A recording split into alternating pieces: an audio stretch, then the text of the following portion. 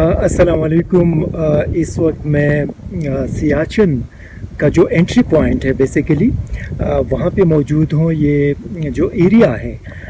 यहाँ पे ये मेरे बिल्कुल सामने पाकिस्तान आर्मी का जो एक बेस पॉइंट है इसे सियाचिन रीजन के लिए हम वहाँ पर पहुँचे हैं। अभी इससे आगे जो सियाचिन के ग्लेशियर थे वो यहाँ से शुरू हो रही है। बिल्कुल मेरे सामने अगर आपको थोड़ा सा अगर नज़र आ रहा है तो ये यहाँ से वो ग्लेशियर स्टार्ट हो जाती है। ये तकरीबन कुछ 80 किलोमीटर से जो ज़्यादा एक रीजन है ग्लेशियर्स का उसका आगाज़ यहाँ से हो जाता है। यहाँ मौसम बड़ा अच्छा है क्योंकि अभी जब हम पहुँचे तो मेरा ये ज़ाती ख्याल था कि यहाँ पे बहुत ज़्यादा सर्दी होगी, लेकिन अभी इससे कैम के हद तक तो मौसम अच्छा है। लेकिन इससे आगे फिर मौसम की जो शिद्दत है उसमें इजाफा हो जाता है और यहाँ से आगे स्नो क्लॉथ जो एक स्पेशल किस्म के क्लॉथ है वो हमें देकर उसको पहनकर फिर हम आगे जा सकेंगे क्योंकि उसी क्लॉथ के बगैर आप आगे नहीं जा सकते। जो मौसम की शिद्दत है उसको आप बर्दाश्त नहीं कर सकते। तो सियाचिन के हवाले से इंशाल्लाह आप लोगों के साथ मैं इंफॉर्मेशन शेयर करता रहूँगा। जो दुनिया का बुलंद तरीन जंगी मैदान है वहाँ पे हमारे जो फोर्सेस है वो किस तरह ज़िंदगी गुजार रहे हैं।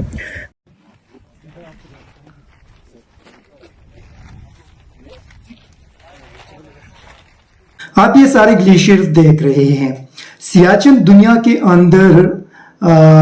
दूसरा बड़ा ग्लेशियर्स है क्योंकि सबसे बड़ा अंटार्कटिका में लम्बर्ट ग्लेशियर के नाम से है और उसके जो फैलाव है या उसकी जो लंबाई है वो तकरीबन 400 किलोमीटर है। और दूसरे नंबर पर फिर ये सियाचिन का है, ये तकरीबन 200 किलोमीटर ज़्यादा, बल्कि इससे भी ज़्यादा क्योंकि इसमें 3 ग्लेशियर्स हैं, सियाचिन का, बाल्टोरो का और तीसरा इसका है बियापो ग्लेशियर। ये 3 ग्लेशियर्स है और ये सब मिला के ये तकरीबन 205 किलोमीटर राउंड अबाउट ये सारा रीजन बनता है। तो इसी वजह से इसको ये दुनिया का सबसे एक हम ये कह सकते हैं कि दूसरा सबसे बड़ा डैम भी है, एक नेचुरल डैम भी है क्योंकि ये ग्लेशियर्स आप अगर देख ले तो ये 200 किलोमीटर से ज़्यादा जो रकबे पे वसी फैला हुआ एक बड़ा झील है और इस पे इंशाल्लाह नेक्स्ट प्रोग्राम में इस पे भी बात करेंगे। लेकिन ये जो ग्लेशियर्स थे ये 1984 तक यहाँ पे कोई भी नहीं था और ये ग्लेशियर्स इसी तरह ही पड़े थे। इसमें कोई इंसान आबाद नहीं थे, बस सिर्फ ग्लेशियर्स थे, बर्फबारी थी और ये सारे मनाजिर थे जो आप मेरे बैकग्राउंड में और आप यहाँ पे वीडियोस में और इन तस्वीर में देख रहे हैं कि हर तरफ सिर्फ आपको एक वाइट ग्लेशियर्स और बर्फ नज़र आएगी और यहाँ पे सिर्फ आपको पहाड़ नज़र आएंगे। बाकी यहाँ पे अगर इंसान है तो वो सिर्फ यही हमारे पाकिस्तानी फौज के जवान है और दूसरी साइड पे इंडियन आर्मी है। ये चूंकि अप्रैल 1984 को इंडिया ने यहाँ पे एक खुफिया ऑपरेशन किया और पाकिस्तान को उसका इल्म भी नहीं था क्योंकि पाकिस्तान यही सोच रहा था कि ग्लेशियर्स के अंदर चूंकि हम भी नहीं जाते और इंडियन भी नहीं आते, लेकिन इंडियन ने एक साजिश करके यहाँ पे अपने फोर्सेस को मूव कर दिया और उस वक्त बहुत ज़्यादा कैजुअल्टीज हुए थे हिंदुस्तान के क्योंकि यहाँ पे ना कोई रास्ता था, यहाँ पे ना कोई एक्सपीरियंस था कि किस तरीके से आप मूव करेंगे, किस तरीके से आप जाएंगे, यहाँ पे किस तरीके से रहेंगे। तो उसी वजह से उनके बहुत ज़्यादा कैजुअल्टीज हुए थे और नेक्स्ट एपिसोड में इस पर भी हमारा एक प्रोग्राम होगा जिसमें इस पूरी सूरत हाल के हवाले से आपके साथ डिटेल शेयर करेंगे कि 1984 से लेकर आज तक कितने यहाँ पे कैजुअल्टीज हुई है और क्या सूरत हाल रही है। तो जब हिंदुस्तान ने अपने फोर्सेस को यहाँ पे इन ग्लेशियर्स के अंदर मूव कर दिया और कुछ जो टॉप पोजीशन थी वहाँ तक वो पहुँच गए तो पाकिस्तानी आर्मी को भी इस चीज़ का पता चला, पाकिस्तानी इंटेलिजेंस एजेंसीज को भी, और उन्होंने भी पूरी तौर पे अपने फोर्सेस यहाँ पे मूव किए। तो अभी यहाँ पे सियाचिन के अंदर सूरत हाल ये है कि कुछ ऐसी जो टॉप पोस्ट है वो इंडिया के पास है और कुछ टॉप पोजीशन जो हैं वो पाकिस्तान के पास है, क्योंकि जहां तक इंडियन पहुंच गए थे वो उनके साथ ही रहे, और जहां जब पाकिस्तान को पता चला और पाकिस्तान ने अपने फोर्सेस मूव की तो फिर वो टॉप पोजीशन पाकिस्तान के पास है। यहाँ चूंकि 1984 से लेकर 2003 तक जो कैजुअलिटीज हुए या यहाँ पे जो सूरत हाल रही वो इंशाल्लाह नेक्स्ट आप लोगों को बताएंगे, लेकिन यहाँ पे 2003 में फिर पाकिस्तान और इंडिया के दरमियान एक सीज फायर का मुआहिदा हुआ, और उसके बाद फिर सियाचिन के अंदर कोई किसी किस्म की झड़प या किसी किस्म की कार्रवाई यहाँ पे नहीं हुई। लेकिन जो ये जहाँ पे हम गए, ये बाल्टोरो सेक्टर, इसके हवाले से मैं आपको अगर ये बता दूं तो एक तो इस सेक्टर के अंदर शायद आप लोगों ने नाम सुना होगा पाकिस्तान आर्मी का एक international hiking and altitude expedition camp जिसको IHEC के नाम से जाना जाता है, और यहाँ दुनिया की जितनी भी आप लोग सुनते रहते हैं हर साल के दुनिया के मुख्तलिफ ममालिक से जो क्लाइंबर्स हैं वो K2 आते हैं, और बाकी भी इस बाल्टोरो रीजन के अंदर जो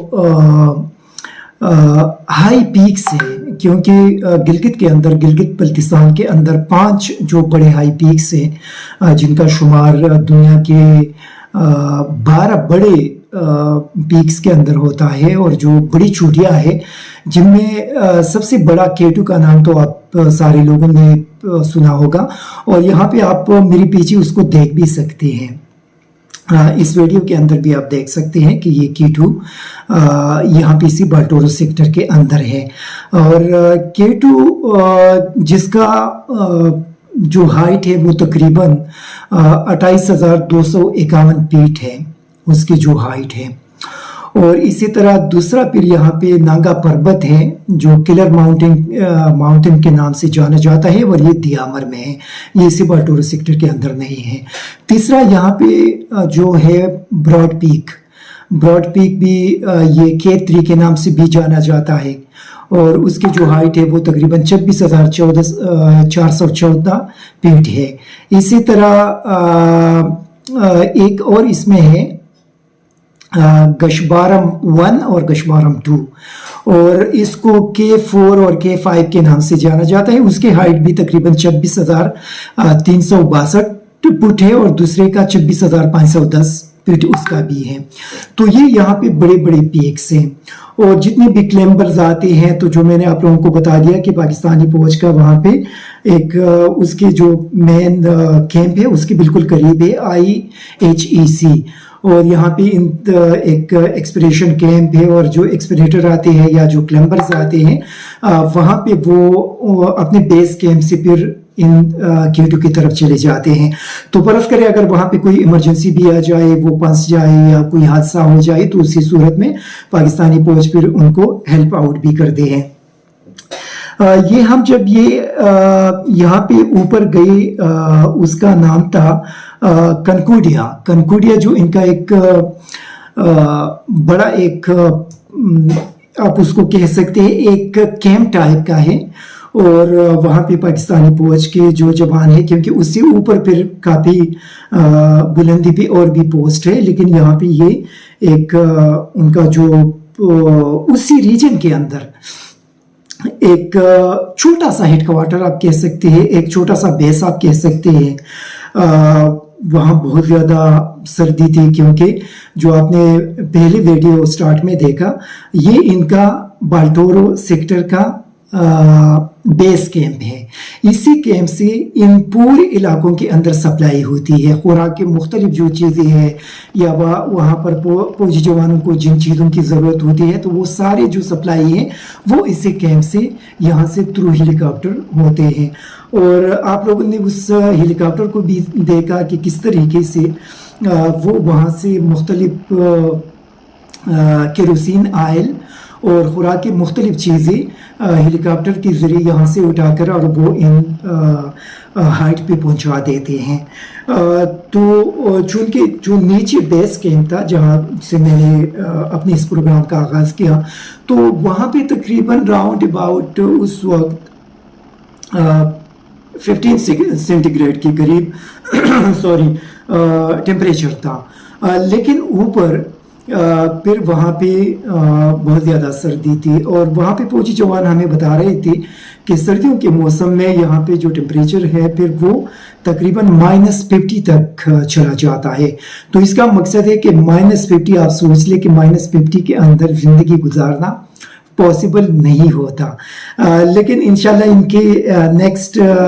ایک اور ایپیسوڈ کے اندر پھر میں آپ لوگوں کو بتاؤں گا کہ یہ وہاں پہ کس طرح رہتے ہیں. مطلب جو اگر -50 ہے اور اس کے اندر کوئی بھی بندہ زندگی نہیں گزار سکتا اور ڈیفینیٹلی پاسبل بھی نہیں ہے, لیکن وہاں پہ پھر یہ فوجی جوان کس طرح رہتے ہیں, کس طرح زندگی گزارتے ہیں. تو وہ ایک پورا اس کا اپنا ایک الگ ایپیسوڈ ہوگا اور اس کے اندر پھر میں آپ لوگوں کو بتاؤں گا کہ کس طریقے سے یہ وہاں پہ زندگی گزارتے ہیں, کس قسم کے لباس پہنتے ہیں, کس قسم کے بوٹس یہ پہنتے ہیں اور کس قسم کے کیپس وغیرہ پہنتے ہیں. تو یہ ساری چیزیں انشاءاللہ نیکسٹ جو اگلا ہمارا ایپیسوڈ ہوگا اس کے اندر پھر یہ ساری چیزیں آپ لوگوں کے ساتھ بتاؤں گا. لیکن وہاں پہ جو ہم گئے تو ہمیں ایک اسی بالٹورو بیس کیمپ سے ہمیں باقاعدہ ان کا جو اپنا ایک ڈریس ہے یا جو اس کو کہتے ہیں ان کے اپنا ایک لباس ہے وہ ہمیں دیا گیا, اور اس کے بعد پھر ہم آگے جو علاقے تھے وہاں پہ موو ہو گئے. لیکن یقینی طور پہ چونکہ میرا تو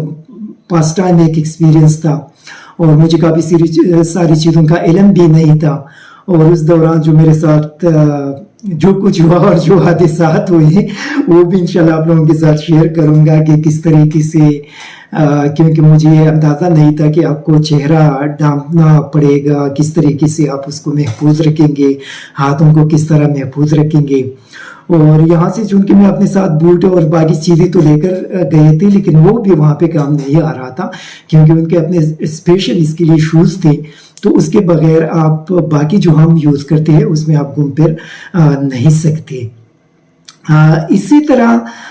وہاں پہ یہ بھی تھا کہ ایک آکسیجن کی بھی کمی تھی. پہلی بار ہمیں وہاں پہ جانے کا موقع ملا تو مجھے اندازہ نہیں تھا کہ وہاں پہ آپ کس طریقے سے جب موومنٹ کرتے ہیں تو کس طریقے سے آپ کو مشکلات کا سامنا کرنا پڑتا ہے. اور ہم نے وہاں پہ یہ بھی دیکھا کہ جو پاکستانی فوج کے بالٹورو بیس کیمپ تھا اس کے بالکل سامنے والی سائڈ پہ ان کا جو ایکسپیڈیشن کیمپ تھا وہاں پہ کافی سارے فورنرز بھی تھے اور وہاں پہ لوکل لوگ بھی ان کے ساتھ تھے. جو میں نے پہلے والے قسط میں آپ لوگوں کو بتا دیا تھا کہ وہ لوکل لوگوں کے لیے ایک سورس آف انکم بھی ہے اور ان کو گائیڈ کرتے ہیں, ان کے ساتھ جاتے ہیں کیونکہ لوکل لوگ اس کے ساتھ عادی ہو چکے ہیں, ان کے لیے اتنا بڑا مسئلہ نہیں ہوتا. اور انشاءاللہ ایک اور نیکسٹ کے ایپیسوڈ کے اندر آپ لوگوں کو یہ بھی بتاؤں گا کہ جب فوجی جوان ان کے اپنے بیس کیمپ سے جب موو کرتے ہیں ان گلیشیئرز کے اندر اور پھر ٹاپ پوزیشن پہ پہنچتے ہیں تو وہ کس طریقے سے آگے جاتے ہیں. کیا یہاں سے وہ اپنا ٹریولنگ سٹارٹ کر کے 5-10 گھنٹوں کے اندر پہنچ جاتے ہیں یا اس کا پروسیجر کیا ہے, طریقہ کار کیا ہے. تو انشاءاللہ اگلے والے ایپیسوڈ کے اندر آپ لوگوں کے ساتھ یہ ساری ڈیٹیل شیئر کریں گے. اور سارے جو ہمارے باقی ایپیسوڈز ہیں جس میں پوری سیاچن کے حوالے سے آپ لوگوں کے ساتھ میں ایک ڈیٹیل شیئر کروں گا, تو اس کو دیکھنے کے لیے آپ اپنے اس یوٹیوب چینل کو ضرور سبسکرائب کریں تاکہ ہمارے اگلے جتنے بھی پروگرام ہیں وہ آپ تک پہنچ سکے اور آپ سیاچن کے حوالے سے جان سکے. اور اس کے لیے جو بیل آئیکن ہے اس کو ضرور پریس کریں تاکہ آپ کو نوٹیفیکیشن آ سکے اور آپ کو پتہ چل سکے کہ ہم نے نیکسٹ جو ایپیسوڈ ہے وہ اپلوڈ کیا ہے. Thank you very much. ISTV Pakistan کو سبسکرائب کریں اور بیل آئیکن کو دبائیں مزید ویڈیو اور اپڈیٹس کے لیے.